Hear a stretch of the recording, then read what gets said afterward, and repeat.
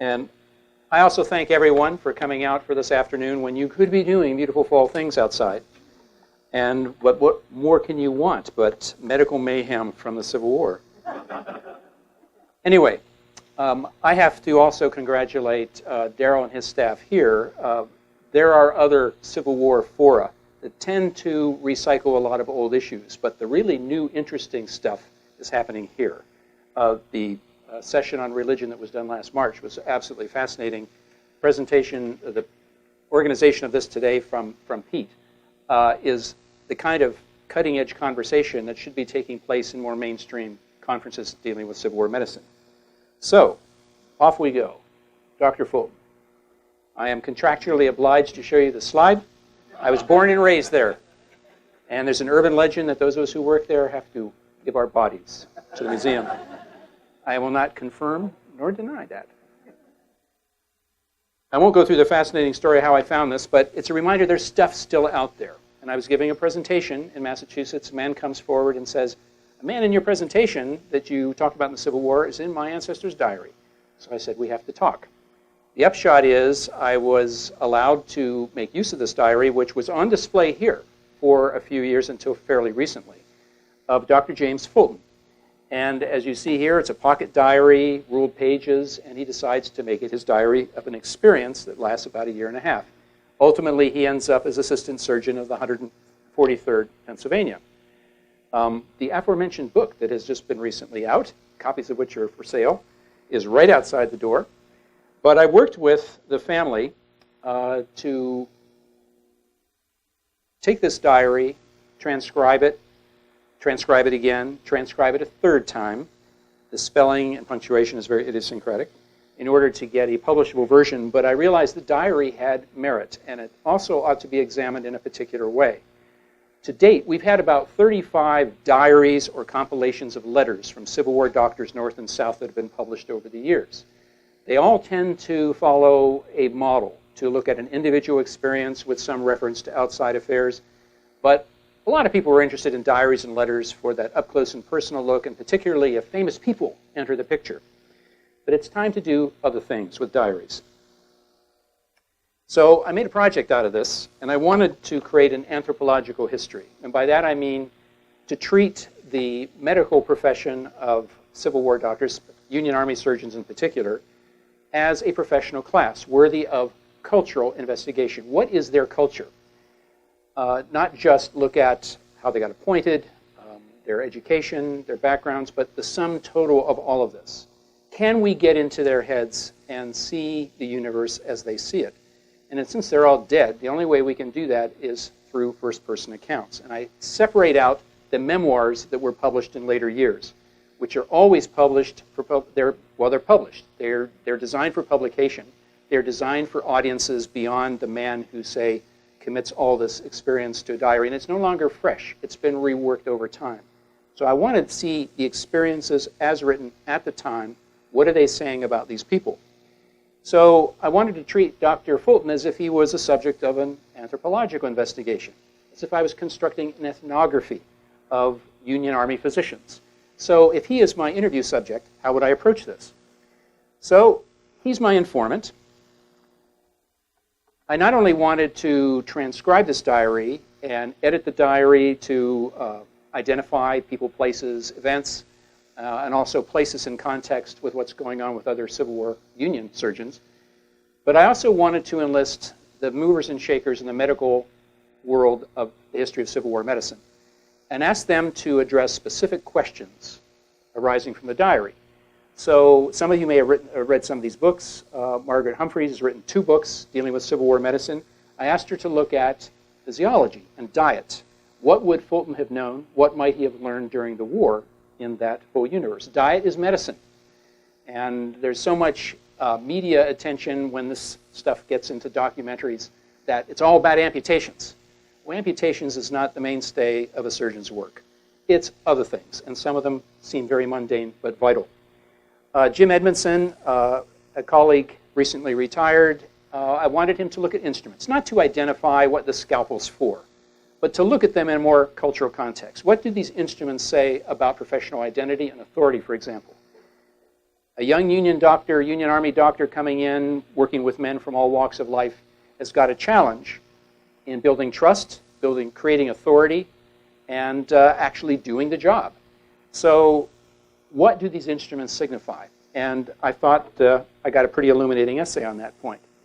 Shauna Devine, some of you may have heard her in here, has written what I think is the single most important book illuminating the Civil War medical world in the last 20 years. She's at work on a similar book about the Confederacy. This one is about the Union.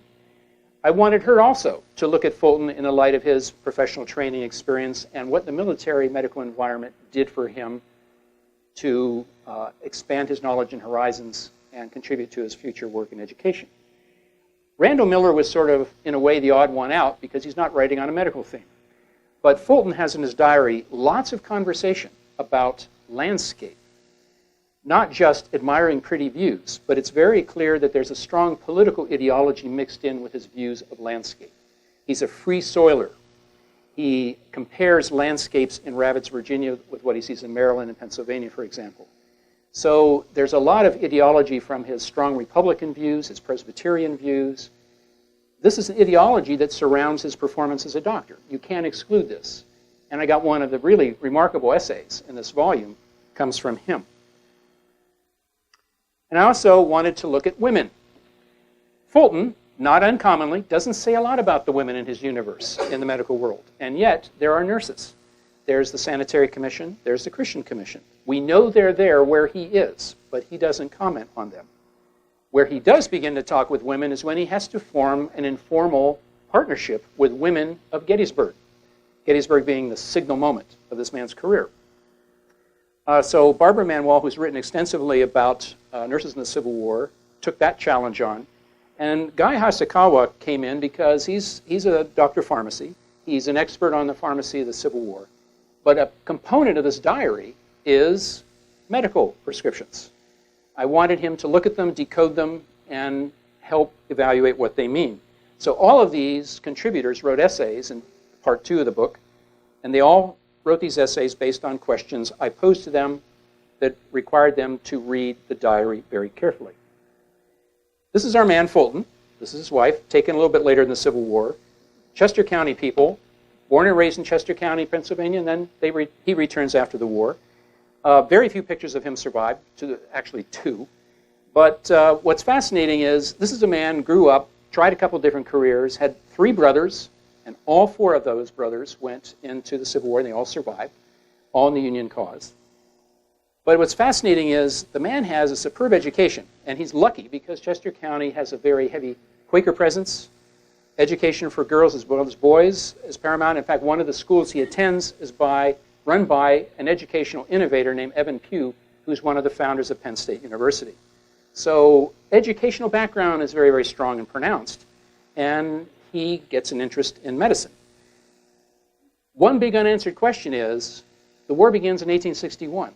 He comes into the picture a year later, in 1862, takes his medical exam when his wife is 8 months pregnant with their first child. So he's leaving the family at a very critical moment to serve a national need, and I do not have an answer to that question. He goes to one of the best medical schools in the universe, which happens to be Jefferson Medical in Philadelphia. Some of its illustrious faculty is here. Fulton goes through the curriculum at a time when some of the real star performers of 19th century Jefferson Medical College are there, including the famous Dr. Samuel Gross, immortalized in the Akins painting, The Grouse Clinic. Yes, The Grouse Clinic. Dr. Mutter is actually an innovator in plastic surgery, namesake for my museum, and Pancoast. Gross makes a speech to the graduating class, which includes this sentence. My object will be, actually said this at the entry point of medical school rather than the exit. My object will be to make surgeons of you in the true sense of the term, not mere operators, artists, mechanics, or hewers of flesh, or to use a felicitous modern expression, mere knife men, but rational, philosophical practitioners, physicians as well as surgeons, men qualified for every emergency involving human suffering and human life. So that's the bar that's set for people of his class, his generation, coming through Jefferson Medical, and then into the military. These are the exam results, taking the exam to become an assistant surgeon in the Civil War. He has to go through an oral board following exam. He gets a high pass. He has to go to the University of Pennsylvania to be examined. This is one of his examiners, Dr. Joseph Leidy, here shown as the poster boy of masculine Victorian science, but also one of the most important anatomists of the 19th century, very, very influential with physicians both north and south, with whom he had very, very close pre-war connections. So then he's in the Army. This map shows the domain represented in the diary. Up at the top, there's a little village called Chancellorsville right here. I had to put that in the map because that's where Fulton first practiced. And this dinky little town in the middle of rural Chester County is actually named for a medical person, Edward Jenner, who developed smallpox vaccination. So this is the theater of operation where Fulton is recruited, musters in Harrisburg, is sent south, and is encamped in this area of Virginia along the Rappahannock River just before the Fredericksburg campaign at the end of 1862. Does not immediately participate in that, but is on the periphery of what happens there. And then later he is encamped up here. This is Culpeper, Virginia. The Rapidan River, Chancellorsville is right in this area here. His regiment has a glancing blow with Chancellorsville. And then ultimately the word comes that General Lee's on his way north. We got to figure out where he's going and follow them up. But Fulton has his first experience with battlefield surgery at Chancellorsville.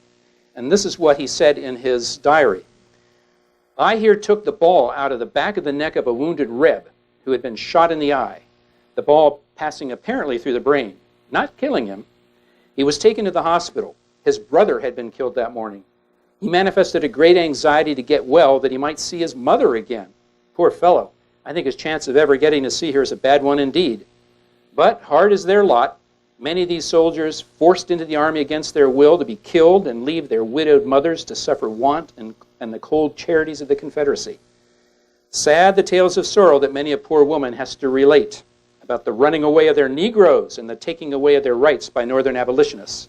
Fulton hears that plenty from some of the white women in the neighborhood, and he gets rather tired of listening to those complaints. This is the opportunity, though, where the physician really has to prove his stuff. And I have to say it's his because the number of women who participate in the MD world, particularly in the military, is next to nothing at this time. It's minuscule. But he comes with his country doctor experience, but with his head knowledge, what he learns at Jefferson Medical, and now he's in soldier camp life. People from all walks of life, and he's dealing with particularly these diseases repeatedly, from typhoid, diarrhea, measles, jumped ahead, and malaria. He particularly cites measles as a very, very prevalent and difficult problem to defeat. But this is also the time, of course, where the soldiers get to know him. He gets to know the soldiers.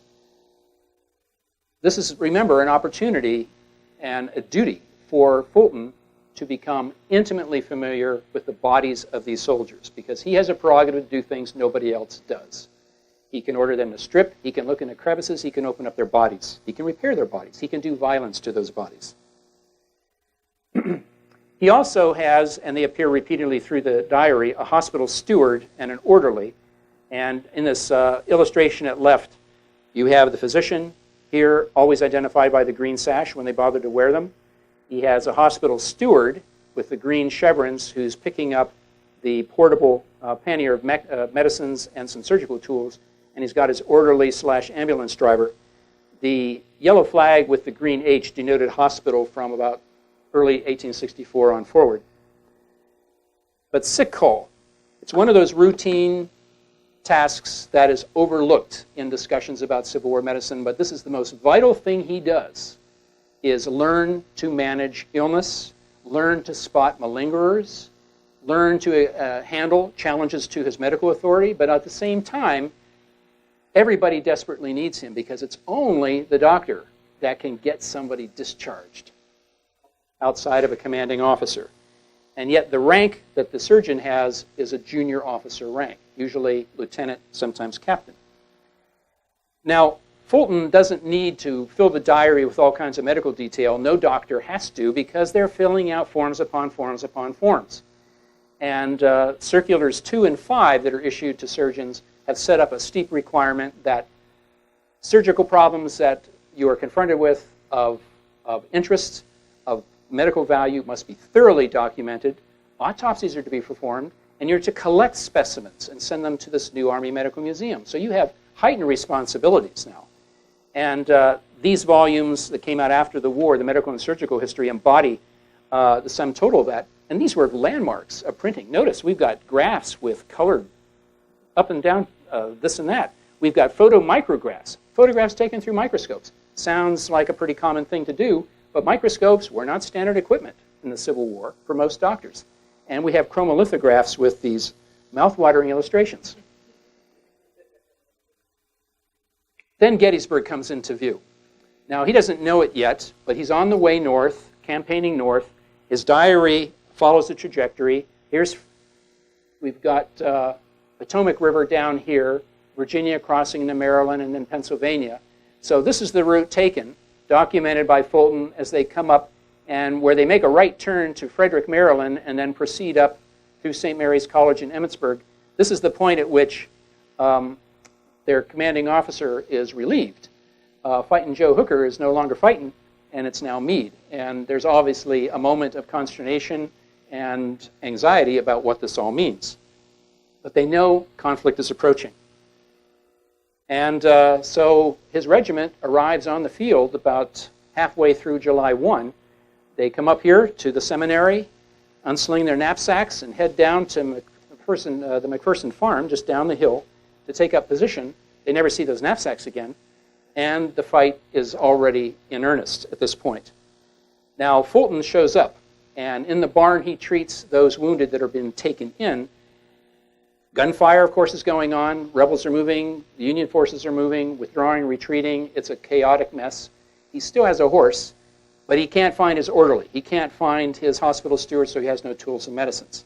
He then comes back up the hill to the seminary, where things are happening.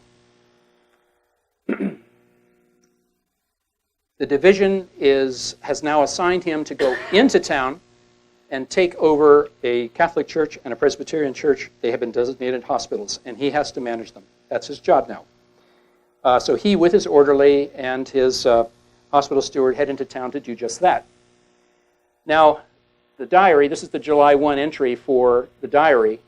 It is clear, even as he goes into this experience not knowing the outcome, that this is a pivotal moment for him. He's extremely conscious at every moment of his diary that he is participating in the big event of his lifetime. The war is going to be the major thing. He doesn't know what the outcome is, nobody does. But at Gettysburg, he senses big things are happening. The longest diary entries are for those 3 days in July. So he comes into town. He goes first to the Catholic church.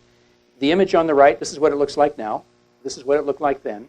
Notice there was a cupola on top. The cupola also made this hospital of strategic interest to the Confederacy because it was a great lookout. And you could see far down to the south, see what was going on along the Union Confederate lines. They're already, mindful of women not getting mentioned, Sisters of Mercy from St. Mary's College here have come in and have set up and are also doing what they can do for the wounded, as memorialized in the stained glass window, which you can see today. Also, the Presbyterian church on the corner, here's now, here's then. The front door of the other church, Catholic church, there's already pews that have been commandeered, set up to make a table, and amputations and other surgeries are being conducted right on the doorstep as he arrives. But his task is to get these functioning as hospitals. He has to search for food. He has to search for anything that he can make use of to give help to wounded soldiers that are coming in very, very rapidly. This also puts him in contact very directly with some senior Confederates because he discovers that there is a baker willing to fire up his bread ovens if flour can be found. Fulton thinks number one priority is, let me get bread. Fulton is collared in the street with all the confusion by a Confederate officer said, "You're now my prisoner." Fulton says, "I'm a doctor, I'm doing this, I need to see one of your bosses, help me." So the Confederate officer accepts his formal surrender, takes his sword away, and Fulton's horse, by the way, and his medical stuff, medical saddlebags, that all disappeared sometime in Gettysburg. They just evaporated. Confederate soldiers commandeered his stuff. So Hayes says, you need flour, right? Okay, I can get you flour, but you're going to have to go see that guy. So Fulton makes his way. He's assigned a Confederate sentry to march around with him everywhere, so he's under guard, which kind of works to his advantage. He goes to see Ewell. He does not form a very good picture of Ewell. Ewell's eating his breakfast. Ewell just sort of eyes him up and down, says, what do you want? He says, here's what my problem is. I got these 2 hospitals. Probably some of your wounded are in there too. I need bread. I need flour. Can you help me with this? So Ewell says, well, how many people you got to care for? He says, well, I don't know exactly. So Ewell chews him out a little bit. How come you don't know? That's kind of irresponsible. So Fulton just sits there and takes it. And finally, Ewell says, all right, I'll send you your flour, so go away. The flour never comes. Again, women are in the picture. But now we have an interesting transformation. We don't have the Sanitary Commission there or the Christian Commission there. But now you have local citizens. And now we get women populating the diary. One of them is quasi-famous, Sally Myers. In fact, this picture you can see outside on a plaque in front of the Catholic Church. She lived only about 2 houses down, which you see right here. And her family was there. She was a school teacher on vacation. She goes in, and there's a wounded soldier on the step. She says, may I help you? The man says, no, you can't. I'm dying. She leaves. She's overcome. She musters up courage. She goes back in, and for the next days, she's working as Fulton's nurse. The Powers family, shown here by this affable-looking guy, this family were very, very strong reform-minded people and had been involved in all kinds of righteous causes. It didn't require much convincing to mobilize them. They mobilized themselves, but they start working with Fulton. So Fulton is going around to different houses where some of his soldiers are now stationed, like in the Myers home. Individual families are now cooking and helping to take care of the wounded, plus they're coming in and out of his Presbyterian and Catholic Church. So he's really mobilizing and working with a network mostly of women who are still there and willing to come out of the cellars and help while all the bombardment's going on. So what makes Fulton's diary unusual compared to, say, diaries of John Q. Soldier during the war? Well, there are a few things. One is the way a surgeon can move up and down the chain of command or through multiple chains of command. In this case, Colonel Dana is the commanding officer, and when Fulton is reunited with the regiment after the Confederates evacuate Gettysburg, the regiment, by the way, had moved from McPherson Farm up to Cemetery Hill, and that's where they were. So Fulton could even go up in that cupola and see his own regiment out there in the distance. He goes to the commanding officer and said, this was a great moment. This was a great battle. Many things happened I don't know about. Can you draw pictures in my diary of what took place? So Colonel Dana takes his diary and actually draws maps in it. And what's impressive to me about these maps, there are 2 of them. This shows one in our transcription. This is immediately after the battle. This is a regimental commander who has sort of a limited knowledge of the whole, and yet he has a rather superb overview of everything that went on and notes where Lee's headquarters was, Meade's headquarters was, and the Confederate general who's killed in an attack on July 2nd, Barksdale, is also indicated on here. So it shows there was clearly a lot of communication exchange during the battle and pretty authoritative communication exchange. The Confederates, by the way, take Fulton up in that cupola on the first day and the second day to boast what they're going to do to the Yankees. And they want to show. Fulton says, see that over there? We're going to smash you tomorrow. By July 3rd, it wasn't looking so good for the Confederates. So they were not as jubilant up in the cupola. This is an example of the medical recipes that are in the book. And I'm not going to go into any detail about this, except that some of these are written in the hand and signed by a fellow surgeon in the regiment, the other assistant surgeon named Scott. Guy Hayashikawa's take on this in decoding these is that these are recipes for medicines that depart a bit from what mainstream Union surgeons are probably prescribing in several instances. He's identified the sources for some of these, the medical books they come from, but you have to read the book to get all the details. But it just shows that here's a diary functioning multiple ways. It was meant to be an aide memoir. There's a name at the top. And Fulton was originally assigned to a different regiment, the 150th, which was part of their brigade. And it looked like he was putting officers in that regiment, giving them blank pages that he was going to fill in and keep private notes about their medical condition. But then he got transferred to 143rd. So the names are still up there, but they have nothing to do with the recipes that are added after the fact. And of course, recipes or prescriptions, then as now, are written by physicians to be absolutely impenetrable. And not only that, in the Civil War they were written in Latin, abbreviated Latin. One of the other distinguishing features is Gettysburg Address. Here's a man, Fulton, who has experienced the totality of the war at Gettysburg. And yet, he's still, of course, in the regiment. They're back in Virginia after Gettysburg. But he becomes aware of the first national commemoration to give meaning to that battle.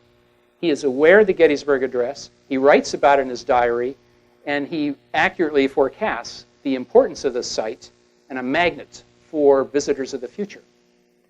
But I'm impressed that here's a guy on page 82 is in it. On page 160, he's writing the first observation on a national reflection on the thing he just did. This is an entry he makes just the day before the Gettysburg Address takes place. But it shows you the kind of optimism that percolates through this diary. He talks frequently about there's a good picture beyond this misery of the moment, and it has to be reunion. That's a Christian duty. Now, I put this in here because I wanted to give you a flavor of the descriptions of landscape that also permeate this diary that Randall Miller made so much use of. And this was in regard to seeing this vision of South Mountain coming through Maryland. He says, in summing up this day's march, I do not think I have ever traveled a day that there has been presented to the sight more of beauty and interest than was in this. It seemed as though the author of nature had been more than lavish in his dispensation of beauty. The lover of nature could here feast his eyes upon the rough and rugged mountain, crowned with forest, brought in direct contrast with the richest and loveliest of valleys spread out beneath like a carpet of richest hues.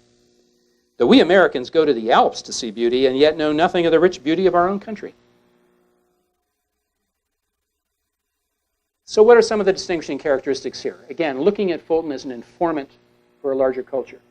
The freedom of movement we've talked about. He can move in and out of camps. He can direct his commanding officer and say this is the best, healthiest place to put a camp.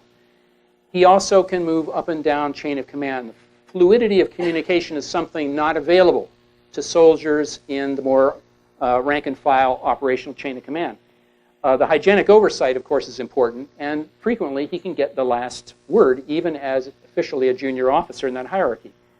I also have here multiple chains of command. There's an operational chain of command through a commanding officer of that regiment. There's also a very complicated medical chain of command. There's a medical purveyor who gets medical supplies. There are medical inspectors who come and check in on you. There are brigade surgeons. There are surgeons higher up. There is a hierarchy issuing orders, like those circulars. Those are not issued by a wartime commander. This is from a different thing. So the physician has to mediate all of these voices, and sometimes will play off one against the other to get his way. The medical discharges I mentioned, the fraternization up and down the chain of command.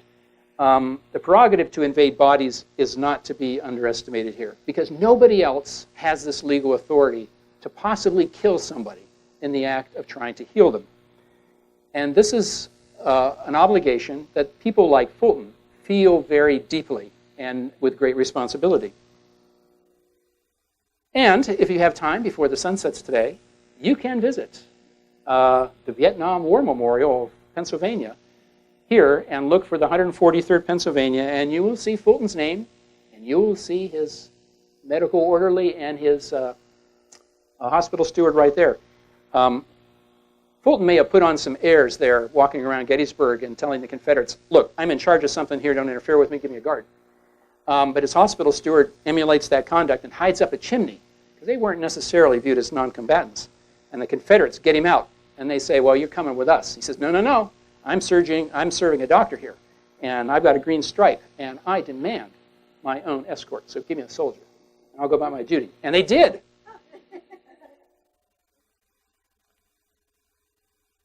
This statement by an historian, "The convulsive days of the war still lies buried." This is a mantra that we were talking about this at a long lunch before coming up here. There are all kinds of fragments out there, some of them richer than others, but taken in a larger assemblage start to contribute meaning. And there's more out there. There's a lot more out there. There are a lot of questions that we can now pose that some of these fragments can begin to answer. And Barbara Franco is up next, and she is doing an absolutely essential thing that nobody else has done or thought of doing, or maybe too scared to take on. And I'll leave that to her, but it's an example of even taking extant data, poking a bit further in those fragments. There are big stories yet to emerge. The things that we could continue to look at, career trajectories of some of these, and some of this comes out of Barbara's work, is something that hasn't been looked at except in very few cases of well-known physicians, and how the war accumulation of knowledge structured some of those later experiences. I know in Fulton's case, and I found this out after my book came out, he became a pension officer, and particularly for a lot of United States Color Troop soldiers living in Chester County, he became their pension examining physician. He obviously met these soldiers with a common background and experience of soldiering, but I find it interesting that he continued to work with that population. Also, the focus on science. There's still scientific work that could be done, and I'll give you two examples. One is this material culture thing. In our collection at the College of Physicians of Philadelphia, we have vaccination tools for smallpox that are Civil War era. And I made the inadvertent discovery one day that some of these kits still had in them 19th century smallpox scabs. And after a racy time with the CDC and the Pennsylvania health authorities, we worked out an interesting process. The CDC has never examined a sample of human disease that dates before 1940. So everything that is written in all 19th century sources about vaccination is just that. It's what's written. We actually don't have 19th century vaccine stuff. We do now. And in fact, we're working with Ancient DNA Center at McMaster University in Canada, which has ability that not even the CDC has. We had to go through the World Health Organization to arrange this. And out of our 5 vaccination kits that are Civil War era, we can't pinpoint the dates exactly, we've reconstructed the genomes of 3 of them. These were kits unrelated in ownership, except Philadelphia physicians. And the 3 genomes come from 2 Philadelphia women. And you're going to have to wait for the scientific paper to get published to learn all about it. But that's an example of the science that could be brought to bear now, which even 10 years ago, the technology of DNA analysis would not even permit. Thank you.